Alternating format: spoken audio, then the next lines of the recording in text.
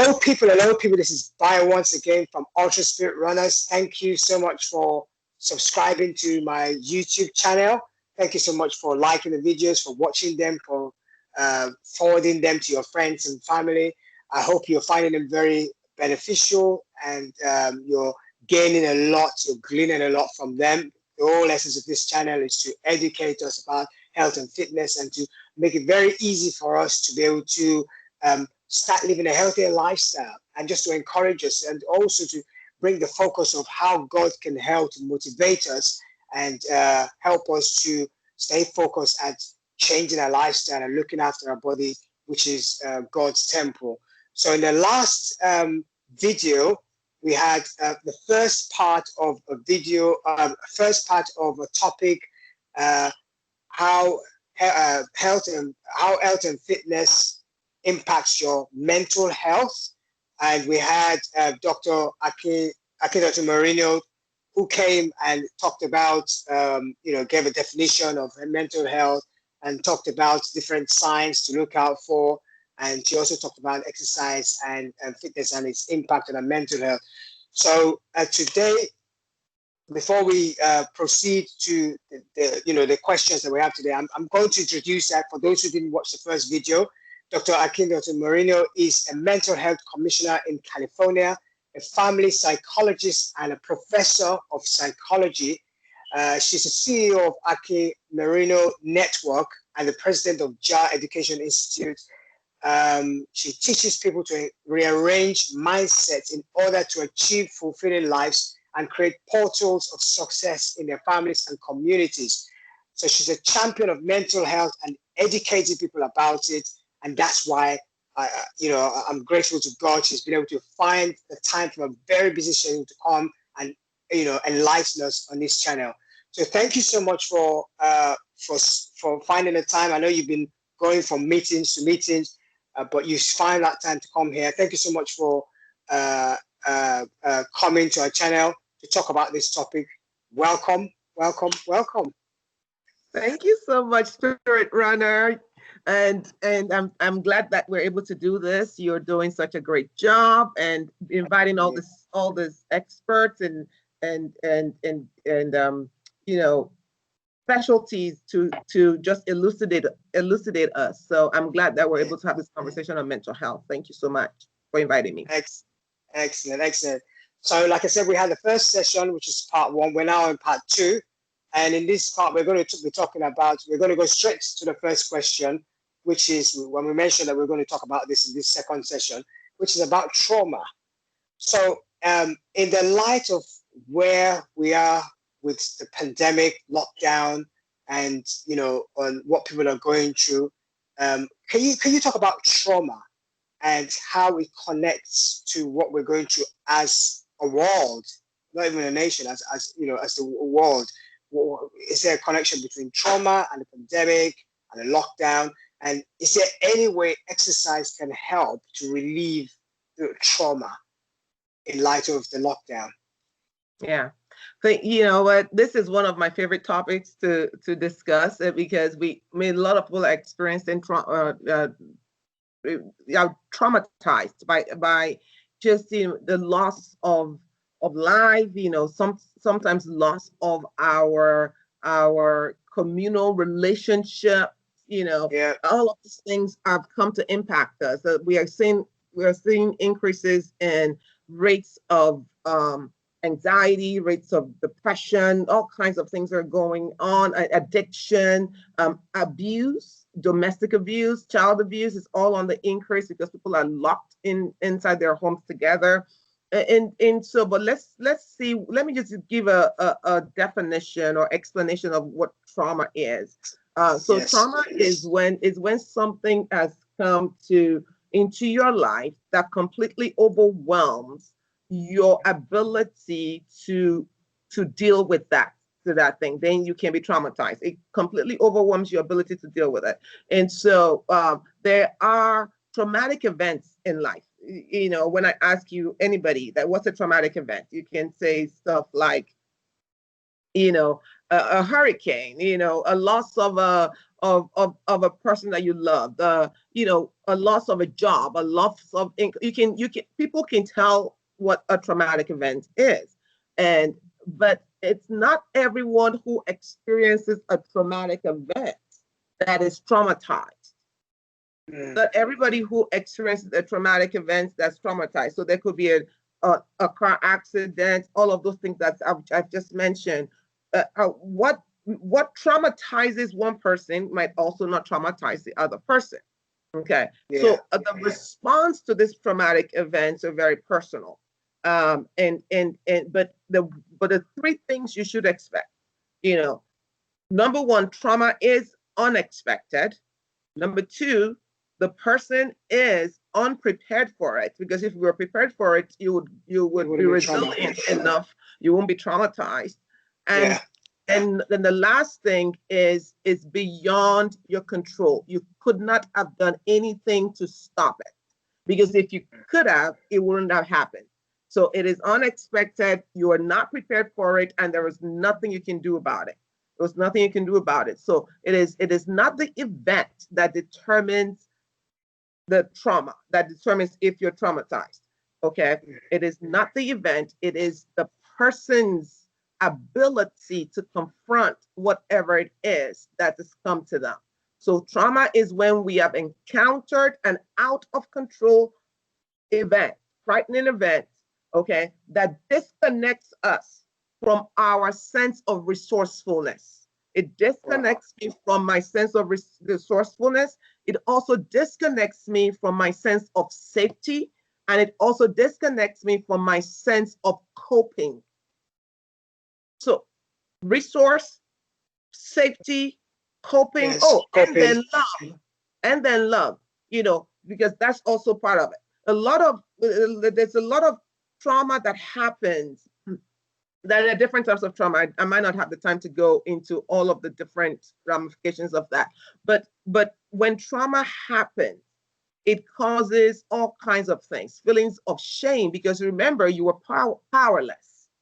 You were powerless against it. So it can cause feelings of shame. I should have done something. Why didn't I do this? It can lead to people keeping secrets because they don't want other people to know. And that also even perpetuates the trauma. Okay. And there are different types of trauma. There are different types of trauma. Like I said, I'm going to highlight a few, of what those, different types of trauma. But before I even go there, who can be traumatized? Anybody. Anyone can be traumatized. No one is immune from it unless you're a perfect human being, and there isn't one yet. It is widespread throughout this world. It impacts people from different population, gender, race, social class, young, old, cultures, different cultures, across cultures. Well, no matter what, anybody can be traumatized. Communities can be traumatized.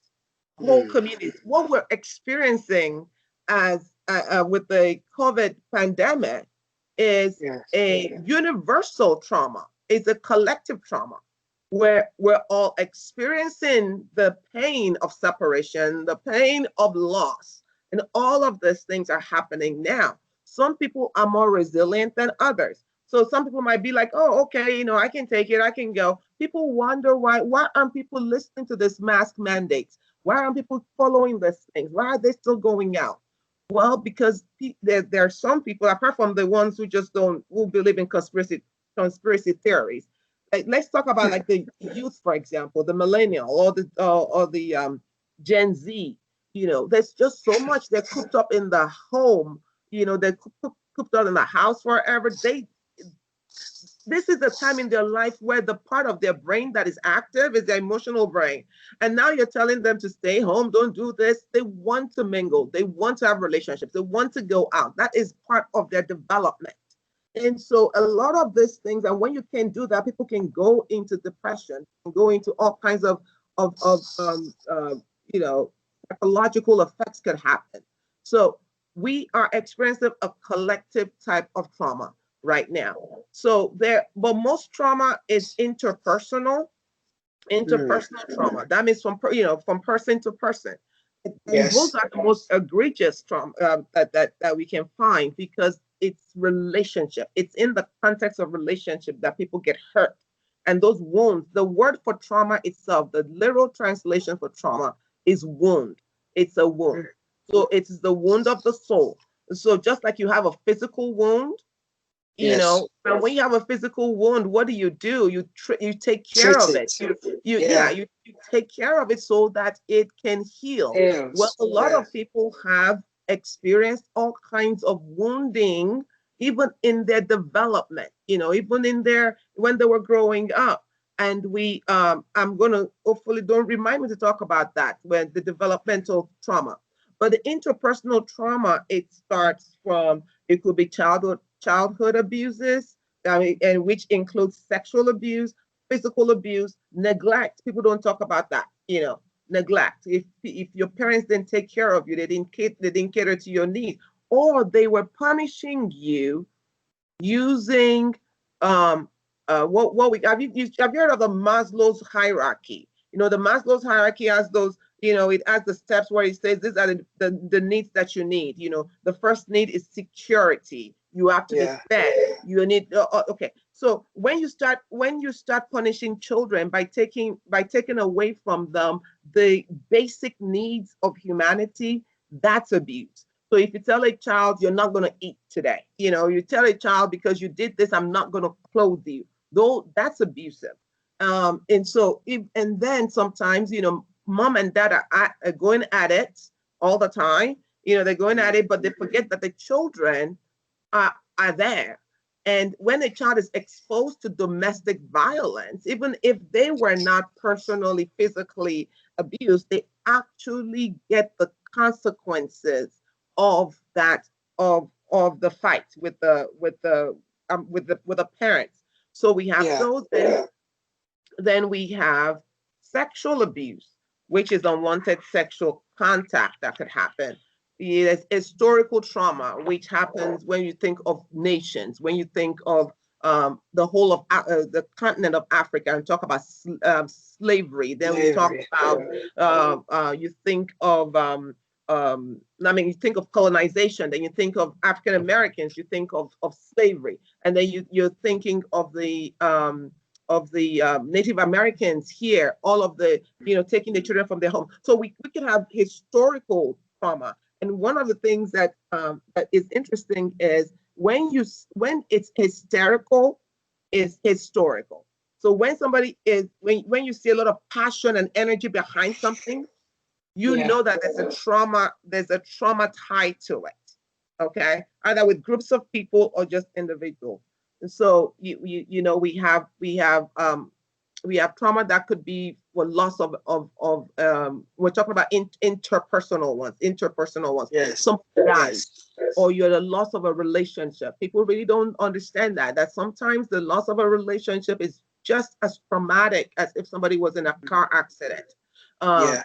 because let's say that especially when if it's unexpected, and that could be so a divorce, a separation, and Yeah. people sometimes never get over this. Even when they do remarry, they still never get over it. I tell people all the time, the fact that you have the fact that you have signed a document that says you're divorced really doesn't mean that you're divorced, because you're still emotionally tied to that person, and you just carried the pain over to the second marriage, and it just is a gift that gives up giving unless you heal it.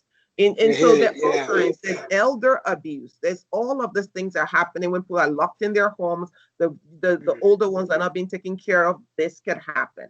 So that's interpersonal trauma. And then there's external trauma that has to do with something happening to you from outside of you. So you're a victim of something, a victim of crime, a victim of the system, a Yeah. victim of war, a victim of something happened to somebody in your sphere. You know, Yes. what we call vicarious trauma is the trauma that happens with people because you're helping people deal with their trauma, or you're within the same vicinity of their trauma. The the result of their trauma actually becomes yours. Let me explain that. Yeah. So somebody, for example, maybe they got I don't know, something happened. They lost somebody in their homes, and then you're caretaker or a helper in some way, and you're taking care of them. You're listening to their stories, their sub stories, and all of this, and you're empathizing with them and all of that.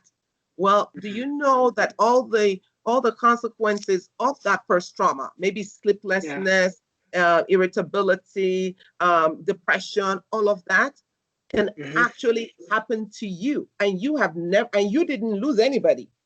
It's called vicarious trauma. It is a transfer of what's happening to them to you. So sometimes it's when we're talking about external trauma, it's not that you have gone through it, it's that the person around you has gone through stuff. And if you're in that, so you can think of that in context of families. You can think of this in context of work. So if somebody in your house is going through something that's traumatic, it literally impacts everybody in that family. And it's not like go and fix this person. It's the whole family needs help. Yeah, go ahead. So no, I was going to say it's like a spillover. Exactly. Wow. Exactly. And so it is this. So the effects of the trauma that is supposed to be just this person A's trauma, all of a sudden is transferred to all the people dealing with that person, and they're all feeling the effects of trauma. So that's interpersonal trauma. And then the one other thing I also want to just punctuate before you go to your second question is I told you to I wanted to make sure that I highlighted is developmental trauma.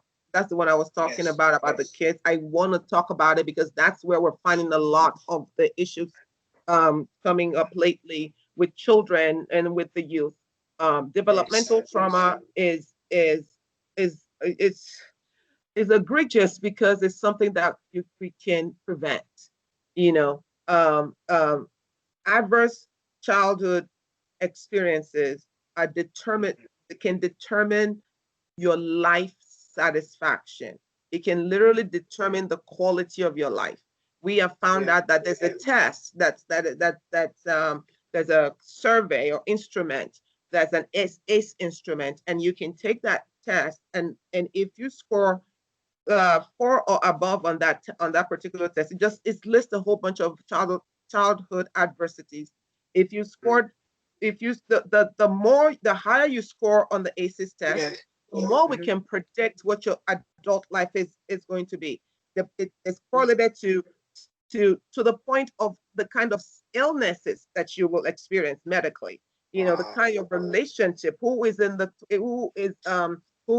to get raped and who is not going to get raped, who is going to be there. You can pretty much tell based on it, because there was a massive study that was done by private here of over 17,000 people. And so that's a huge study, that's a huge study. And we found out that the more ACEs, the more childhood adversities that you had, the less life satisfaction, the less quality of life, and the more, medical issues, mental health issues, social issues that you have. So it is, and why I said it's egregious is because these are things that we can prevent. We can prevent them. So your house needs to be a place where it needs to be an environment where children can grow up and flourish. But when that place becomes a war zone, when that place becomes a place where there is a lack of love or there is no consistency in that, it impacts the children. So children that are abused in the home, they're neglected in the home, they witness a violence act, all kinds of things happen in there. Maybe even when the parent has a mental health issue in the home and they don't take care of it, it impacts the children. So and in all of this, we found out a lot of these children don't even know the consequences of what they experienced when they were younger. So when they're now older, they find it difficult to have intimacy with somebody else. It's difficult for them to be intimate in a marriage. It's difficult for some of them to keep jobs. It's difficult for them, they start struggling as adults, not knowing that what happened was what happened yeah. So wow, that's really, really, really serious. I guess I am almost certain that quite a lot of people who will be watching this video who would probably be able to relate to that experiences, that they had when they were growing up that have impacted their life. As another, I guess for those who are Christians who watch this video, some of them have turned to God and God has brought the healing, and maybe delivered them from some of those, those issues that, those traumatic experiences that could have, impacted their life very negatively. And, or maybe they've been able to seek counseling and they've been they've received some form of treatment for that traumatic experience that has enabled them to be able to live a fuller life without having that experience having a very negative impact on their future. So thank you so much for going into. I'm going to have to watch this videos again myself because you really packed it with a lot of good stuff, which is very, very enlightening and amazing stuff. A lot of these things, like I said, this is an area that I'm just kind of being educated about, and I guess this is probably the most in-depth education I've ever had about mental health. So thank you so much for answering that question. So I'm going to quickly run on to the next question, and which I guess this is pretty straightforward because it's just pointing people to where they're supposed to. And the question is, what do people do when they start seeing the warning signs, and where can they find help? What do they do? So you've talked about mental health. People now are now enlightened. They're like, oh my God, oh yeah, I do that. Oh yeah, So what do they do? Yeah.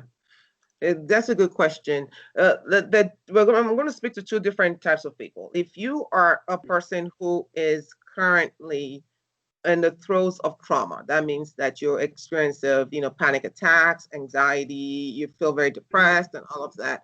And this is also good for all of us. But one of the ways you can calm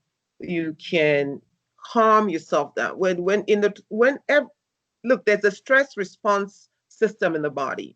And when we are in the throes of trauma, the first thing that's secreted into your body is adrenaline because it goes to fight, but when adrenaline is kind of done, tapered off, it needs another hormone to come and replace it.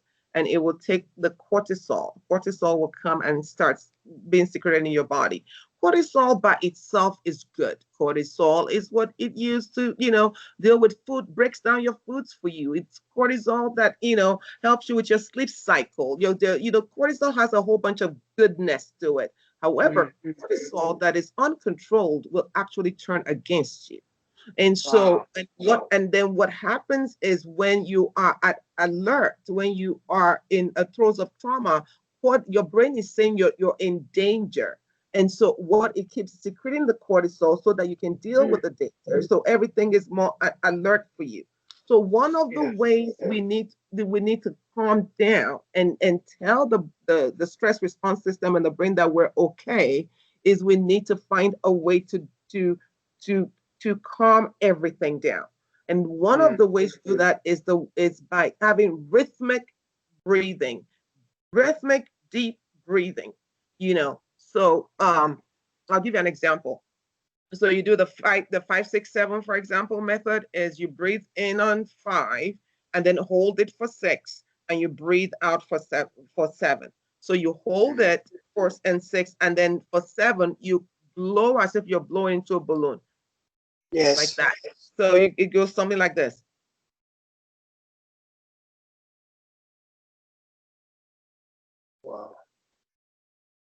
Okay, Bye. You have to try with me now. Okay, let's do this one together. Oh, okay. You want us to do this together? Yeah, Okay. you're So going to do this one together. So you're gonna, you want to breathe in on 5. So you got to take that deep breath, hold it as long as you can, and then let it out as if you're blowing to a balloon. So let's try. so you count 5 and then you breathe in. Mhm. Yeah, you breathe in on 5.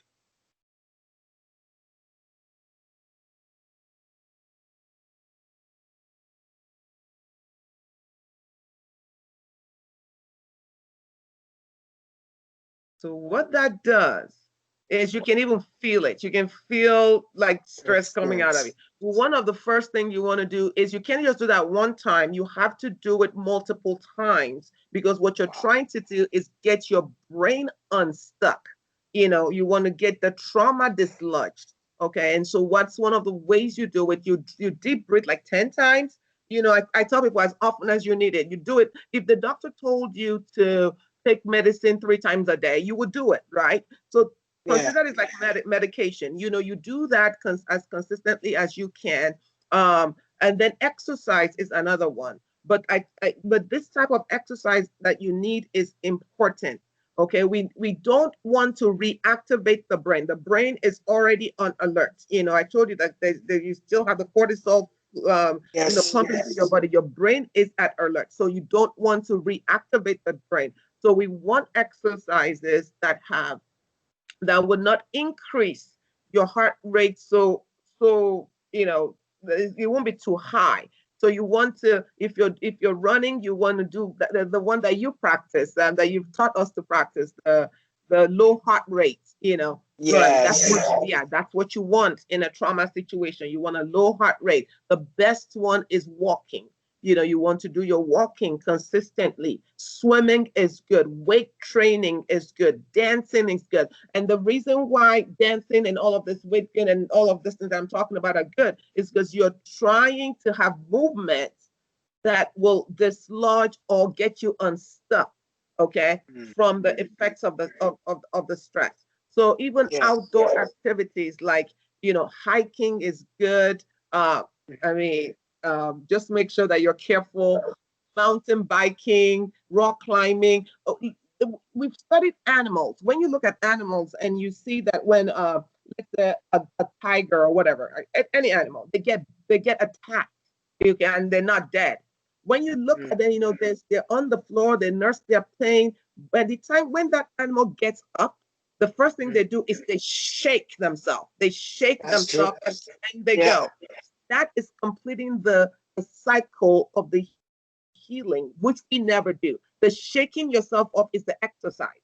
Shaking yourself is a human form of shaking yourself. So anything that is physiologically, we used to think before that you could get rid of trauma by just talking about it. But we Yeah. have found through studies and studies and studies lately that that's not it. You can talk about it all you want, but the trauma is lodged in your body. The trauma is lodged in your body. So you have to get rid of it. And one of the ways you get Yes. rid of it is by physical activity. Physical activity. You just can't sit still. So find something that you will do that will help you do the shake, the trauma shake, so that you can dislodge that. The other thing that you can do is you make sure that, we've talked about the breathing, we've talked about the exercise. I'm always one, I'm going to tell you, you drink water. If you can see, you drink water. The reason is when you drink water, remember you're helping your body produce the serotonin that is needed so you're not depressed. So water is very good for your mental health. And find help. If you know that there's a pattern in your life, there's a Yes. pattern, there's a pattern, and you know that, you've prayed about it, you've fasted, you've done all the things. And I tell people all the time, it doesn't mean you going for mental help, um, help. It doesn't mean that you're less of a Christian. It just No. means that you're getting the help that you need. You're taking Yes. care of this body and you're taking care of this temple that God has given you. So find help. In the UK, I know you're in the UK. The NHS has mental health. There, just Yes. Google it, and it will bring up some places. Reach out to us, and at JARS, we will give you some whoever is closest to you that we have in our, because we have a resource of trauma-informed mental health care people, and so those are the ones that we're gonna get to you. Does that make sense? Yeah. So how would they? So if they wanted to contact Jazz, for example, how would they? Do you have a link that you can give to us that we can post in the timeline of this video? Or absolutely. Or you can just anything at Ekin Merino or at Ekin Merino on any of the social media services will get you to us. You can find us through any one of those. We're on Twitter, Instagram, Facebook, and others. Or you can just visit the website which is jarseducation.com, which will also lead you to that, or ekinmerino.com. Either way, we're there. And what we'll do, get you to one of, and we actually have because I know you're in the UK, we actually have trauma-informed trained coaches who can really help. Fantastic. Excellent. Well, you've heard it from the doctor's mouth. If you need help, she's given us a breakdown of things you can do to when you begin to notice the warning signs. What do you do? The next step to take and where to find help. Because at the end of the day, it's good to know about these things, but you also want to know what to do if you've now found that you've got an issue. You can seek help. I'm going to post details about Jazz, which is one of the organizations that she's CEO of, that really help in that area as well. And I guess here in the UK, we've got the NHS to also,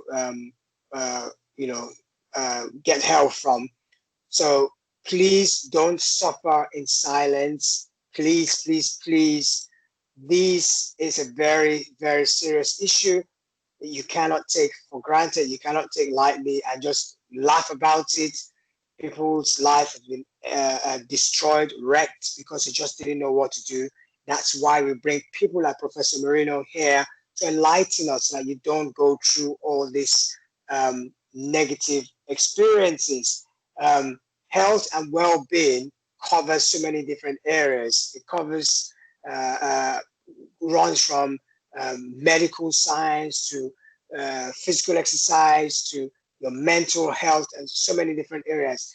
It's the whole man, the complete man or woman, for want of a better word, that needs all the TLC that makes it healthy.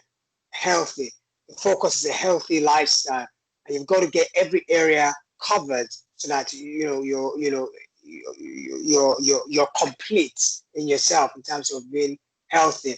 I hope you found this video very beneficial. I found it very beneficial. I'm going to play back so many times myself because she packed so much stuff in there, and it's a wealth of experience in both part 1 and part 2.